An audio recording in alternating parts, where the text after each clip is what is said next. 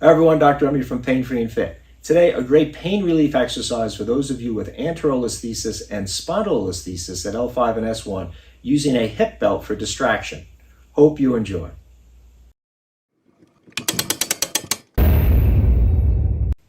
Now, before we actually show the exercise, let's do a quick review on how you're going to use your belt placement to help your spondylolisthesis and anterolisthesis for your unique lower back, because not everyone is the same. Remember that with anterolisthesis and spondylolisthesis, that L5 vertebra, the lowest vertebra in your spine, has moved forward. And typically that forward slide is going to be aggravated when we tilt the pelvis into an anterior direction, meaning when we lower the pubic bone and raise the tailbone and increase the arch of the back, that spinal position at the pelvis directly influences that vertebra. It causes it to want to slide more forward, and that's going to aggravate most cases of anterolisthesis and spondylolisthesis. Remember that pelvic motion at L5 and S1 is going to have much more of an effect on pain than upper back motion. You're going to have to lean back a lot further with your upper body to aggravate pain at the base of the spine where L5 and S1 is than you will with pelvic motion, because pelvic motion, as you move your pelvis, it directly affects the tilt of the sacrum, and that's going to aggravate that area where you have your anterolisthesis or spondylolisthesis.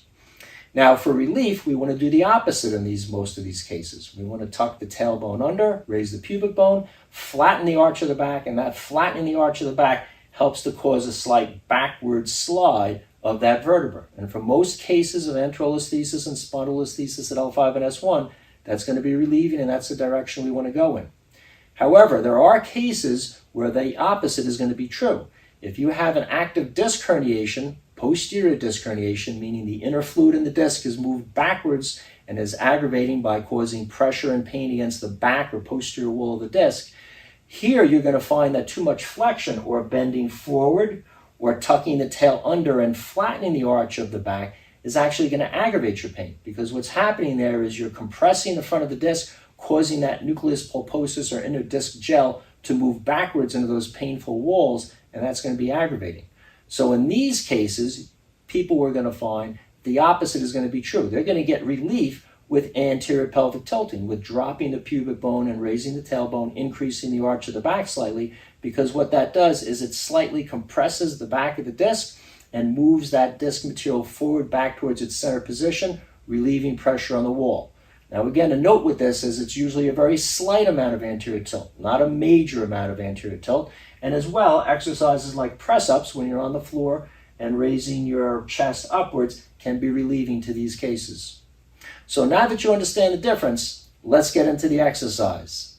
So I've affixed a hip belt, which is a device that's different from a normal weight training belt used for dips and hip belt squats, so that it rests on the top of my pelvis, not my lower back. It's digging into the top of my hip bones, my pelvic bones. And I've used it in a way that's kind of unconventional. I've turned it around so that the pin or the weight attached to it is in the back of me, not in the front of me, as it would be for most cases of chins and dips and pull-ups. In this way, the weight has a posterior pelvic tilting effect. The weight wants to pull my body into that posterior pelvic tilt position and relieve pain aggravated by arching the back, by flattening the back. Now, when I do this exercise, I start with a light weight. You can always use a heavy weight if necessary, but the weight helps to not only pull the pelvis into a posterior pelvic tilt, but it also helps to distract or decompress discs and joints in the lower back, which many times has a pain relieving effect. I'm going to perform this exercise on a dip bar. I'm going to hold on to a dip bar. I could also use a kitchen counter, and I'm going to raise my upper body upwards by pushing my hands down while I elevate my heels. I don't necessarily need to take my feet off the ground.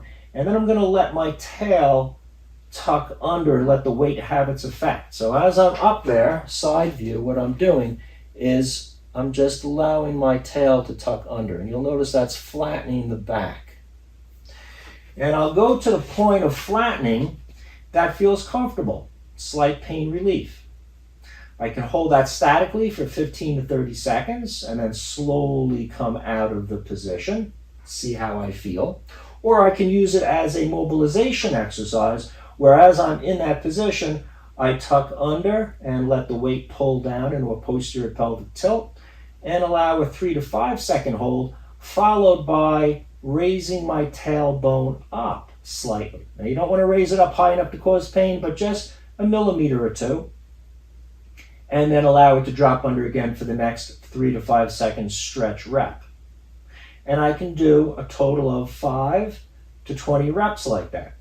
And the added benefit of this is it's increasing as my tail moves upwards the strength of the erector spinae muscles. And if you've seen any of our other videos on spondylolisthesis and anterolisthesis, you realize that the lowest part of the erector spinae, the L4 and 5 fibers, can have an effect of helping to pull that vertebra backwards. So that's why we want to exercise them in that way.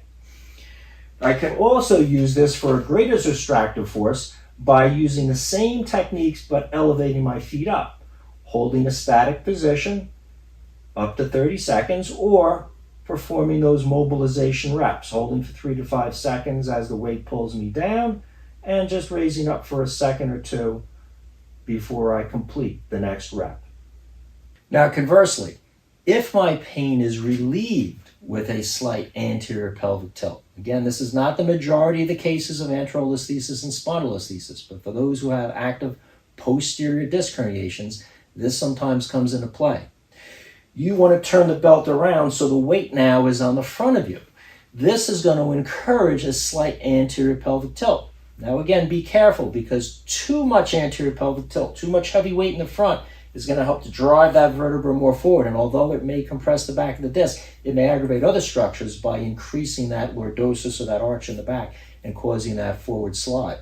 So you want to use a lighter weight in these circumstances, and the amount of anterior pelvic tilt, or the amount that you want to let your pubic bone be dropped with the help of the weight that's affixed to you, is very slight. And I would advise this standing first to get an idea before you use a distractive force on a dip bar, to figure out what your range of motion is in terms of allowing that pubic bone to drop and tailbone to raise up that feels comfortable. Then you're going to do the same thing. You're going to go to the dip bar.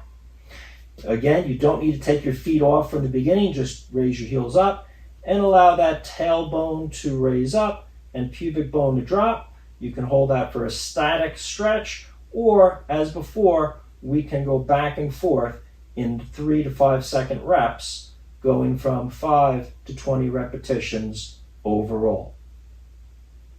Again, in either case, remember that you're going to be focused on the position of your belt based on what gives you pain relief. If anterior pelvic tilting gives you pain relief, then you want the weight in front of you.